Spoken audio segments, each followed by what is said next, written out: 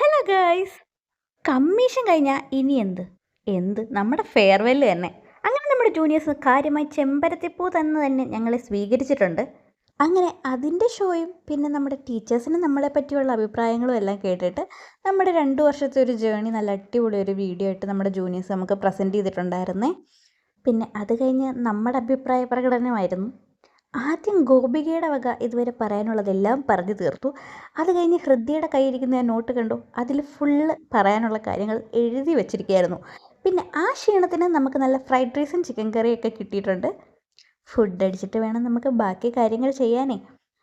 ഈ ഇരിക്കുന്ന set of ആൾക്കാരെ കണ്ടോ, ഇവരെനിക്ക് ഭയങ്കര സ്പെഷ്യലാണ്. BEd ലൈഫിൽ ഞങ്ങളുടെ മെയിൻ പരിപാടി ഇങ്ങനെ എല്ലാവരും ഒന്നിച്ചിരുന്ന് ഫുഡ് അടിക്കുക, അവിടെ ഇരുന്ന് അത്യാവശ്യം ഗോസിപ്പ് അടിക്കുക എന്നുള്ളതായിരുന്നു. ഒരുപക്ഷെ ഞാനവിടെ മിസ് ചെയ്യുന്ന ഒരു കാര്യം ഇവരുടെ കൂടെയുള്ള ഫുഡ് അടി ആയിരിക്കുമേ. അങ്ങനെ നമ്മൾ സാരിയൊക്കെ കൊടുത്ത് വന്ന സ്ഥിതിക്ക് നല്ല അടിപൊളി ഒരു ഫോട്ടോ സെക്ഷനും കഴിഞ്ഞിട്ട് ഉച്ചയ്ക്ക് ജൂനിയേഴ്സ് എന്തൊക്കെയോ ആക്ടിവിറ്റീസ് ഉണ്ടെന്നായിരുന്നു പറഞ്ഞത്. പക്ഷേ പിന്നെ നമ്മുടെ നിമിഷയും അനഘയും ഒക്കെ എല്ലാവരും പറഞ്ഞു തീർത്തപ്പോഴത്തേക്ക് സമയം വളരെ വൈകി. ഞങ്ങൾ അതിൻ്റെ ഇടയ്ക്കിരുന്ന് ലൂഡോ കളിക്കുമായിരുന്നു. അങ്ങനെ ഈവനിങ് ആയിട്ട് നമ്മൾ പോയിട്ടുണ്ടായിരുന്നേ.